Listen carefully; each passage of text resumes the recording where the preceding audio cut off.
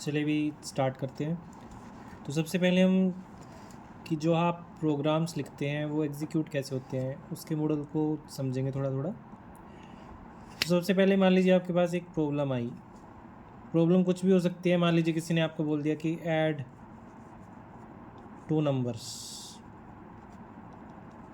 मान लीजिए आपके पास ऐसी कोई प्रॉब्लम है, तो उस प्रॉब्लम का सबसे पहले क्या होगा, आप किसी हाई लेवल लैंग्वेज का यूज़ करके उसकी प्रॉब्लम को आप इंटरप्रेट करके लिखेंगे।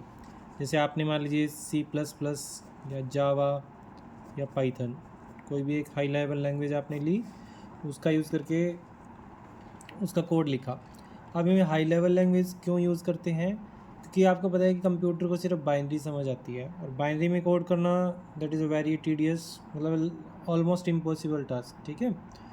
और एक हमारे पास इससे नीचे की लैंग्वेज होती है जिसको हम क्या बोलते हैं, असेंबली लैंग्वेज।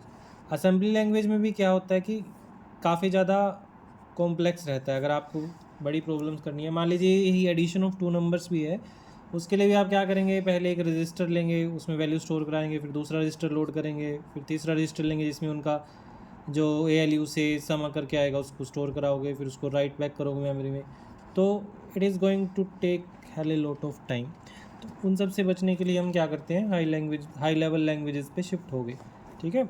इस हाई लेवल लैंग्वेज को हम पास करते हैं किसी पर्टिकुलर कंपाइलर को।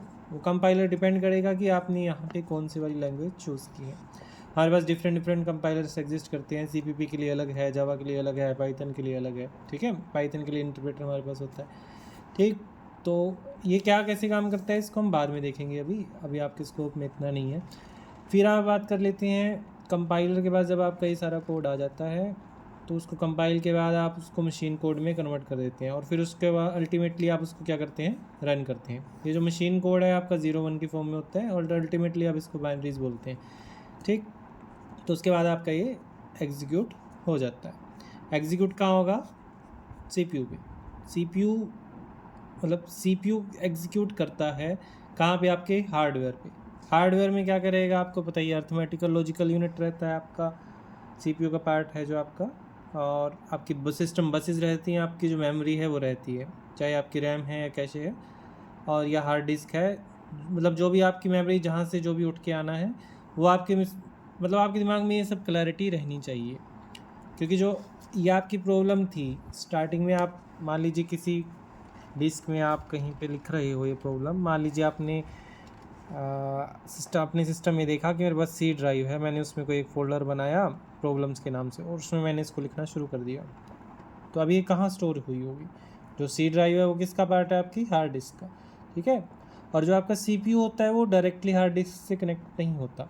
जो आपका CPU जितनी भी बात करता है, मतलब कैलकुलेशन के टाइम या जो भी आपकी कोई भी प्रोसेसिंग है, वो डायरेक्टली उसका एक्सेस रहता है अप टू रैम तक।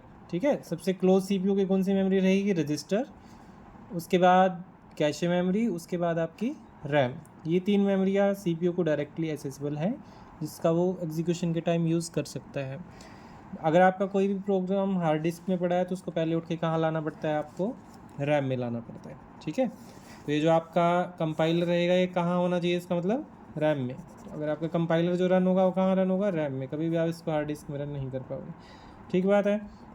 ये सब चीज़ें छोटी छोटी चीज़ें हैं, आपको पता होनी चाहिए, क्योंकि ये बेसिक्स होता है। और अगर आपको ये चीज़ें पता होंगी तभी आप मतलब थोड़ा इंटरनल सोच पाओगे कि क्या कैसे वर्क करता है। इसके बारे में मैं सिस्टम कैसे काम करता है थोड़ी एक अलग से वीडियो बना दूंगा। यहाँ हम मेनली फोकस कर रहे हैं कि आपने जो प्रॉब्लम लिखी वो एग्जीक्यूट कैसे होती है। ठीक है। चलिए, आपने ये देख लिया कि आपके पास प्रॉब्लम है, आपको क्या चाहिए, एक लैंग्वेज चाहिए, एक कंपाइलर चाहिए, और कुछ भी नहीं चाहिए, है ना। तो ऐसा आपको कोई सिस्टम चाहिए जहाँ पे कंपाइलर एग्जीक्यूट हो सकता है, चाहे आपका वो मोबाइल हो, चाहे आपका लैपटॉप है, एनीवेयर कोई ऑनलाइन प्लेटफॉर्म आप यूज़ कर सकते हैं। ठीक। तो देख लेते हैं हमें क्या चाहिए, एक लैंग्वेज चाहिए और एक कंपाइलर चाहिए जो कहीं पे रन कर सकता हो। ठीक।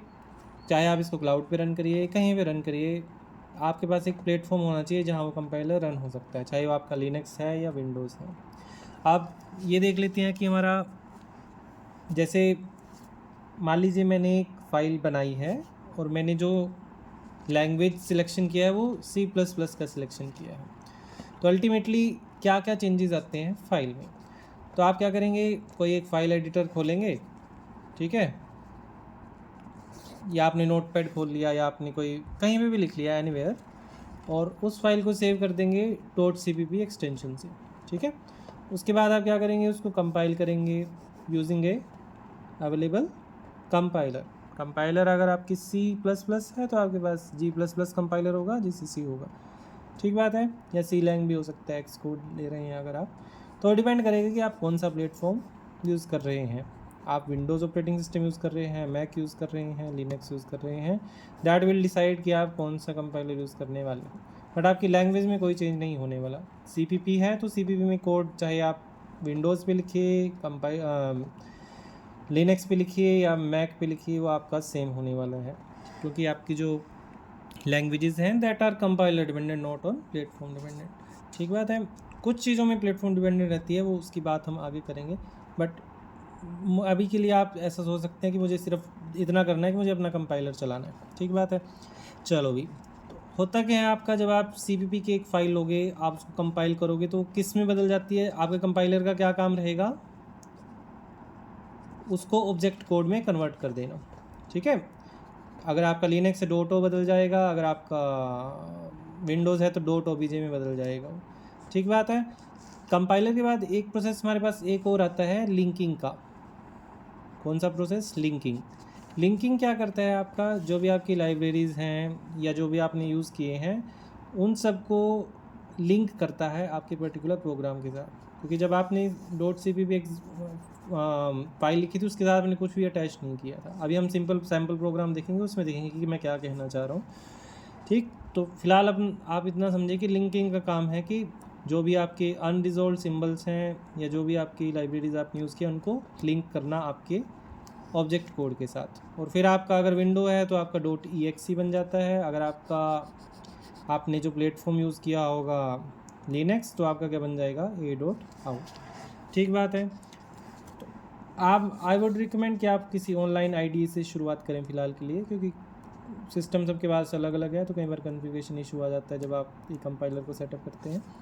तो अभी के लिए आप ऑनलाइन IDE पे भी यूज़ कर सकते हैं, कोई भी ऑनलाइन IDE, आप कोई GFG की ले लीजिए या आप कहीं हैकर अर्थ की ले लीजिए, कहीं से भी आप कर सकते हैं। तो अब हम देख लेते हैं फर्स्ट प्रोग्राम। मान लीजिए मैंने एक फर्स्ट .cpp फाइल बनाई और उसके अंदर ये कंटेंट लिखा। ये कंटेंट क्या है उसको देखते हैं। ये पर्टिकुलर जो मैंने कंटेंट लिखा है ये CPP का कंटेंट लिखा है। इसमें अगर आप पहली लाइन देखो, that is #include IO stream, तो this is basically a pre processor line, ठीक है। प्री प्रोसेसर का क्या मतलब होता है, बिफोर कंपाइलेशन, जब आपका कंपाइल भी नहीं हुआ। अगर आप ऊपर देखो ये वाली जो स्टेज थी, इससे पहले आपका यहाँ पे क्या बैठता है, प्री प्रोसेसर, ठीक।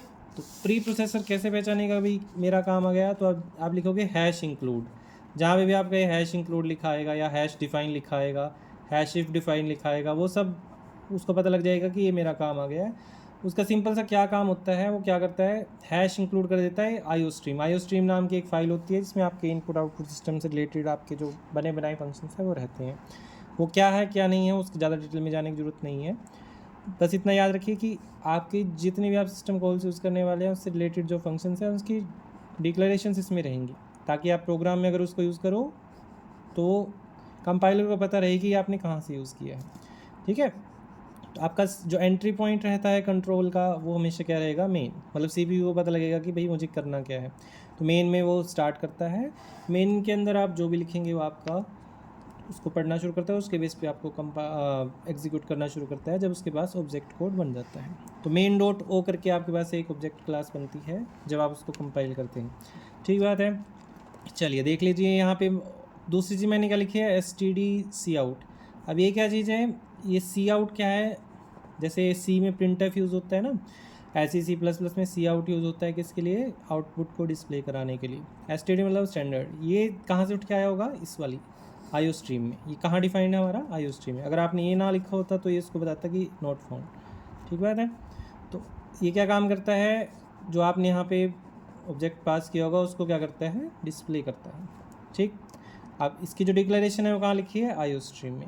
अभी प्री प्रोसेसर ने इसकी डिक्लेरेशन तो बता दी, बट इसकी जो डेफिनेशन है वो अभी नहीं आई, ठीक। तो फिलहाल के लिए ये इतना नोट कर लेता है कंपाइलर कि हाँ भाई ये कहीं पे डिक्लेयर्ड है, कहाँ पे, आईओ स्ट्रीम में, बस इतना वो डिक्लेयर कर लेता है और आगे चलता है।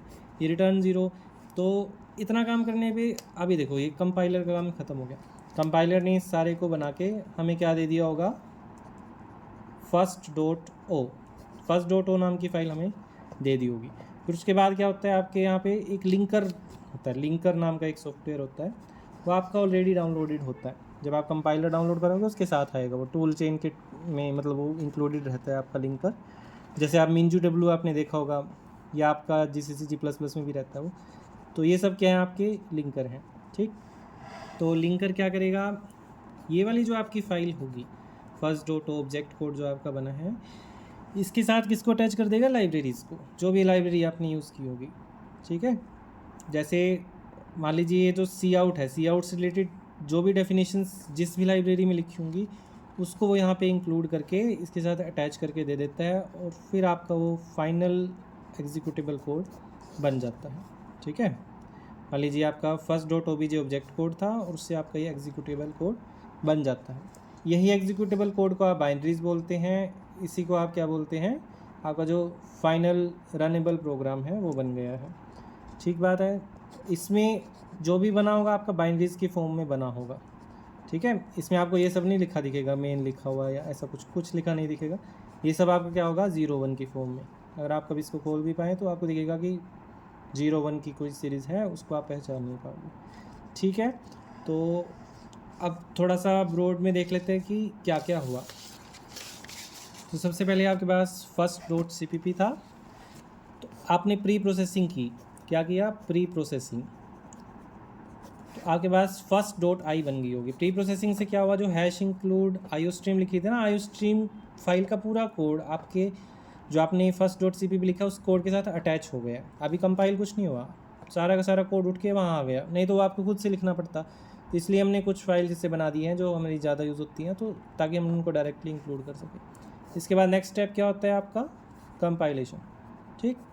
यहाँ पे आपका कंपाइलर कंपाइल करता है, पहले वो किस में कन्वर्ट करता है, असेंबली लैंग्वेज में। तो first.s आपकी एक फ़ाइल इंटरनली बनती है which is in assembly language. Assembly language mnemonics की फॉर्म में होता है, जैसे ऐड, सबट्रैक्ट, इस तरह की आपकी। अगर आपने 8.0.86, 8.0.85 मल्टी प्रोसेसर्स पढ़े हो तो आपको माइक्रो प्रोसेसर अगर आपने पढ़े हों तो आपको थोड़ा पता रहेगा कि ये सब क्या है। उसके ज़्यादा डिटेल में अभी जाने की ज़रूरत नहीं है क्योंकि मैं असेंबली यहाँ नहीं पढ़ा रहा हूँ।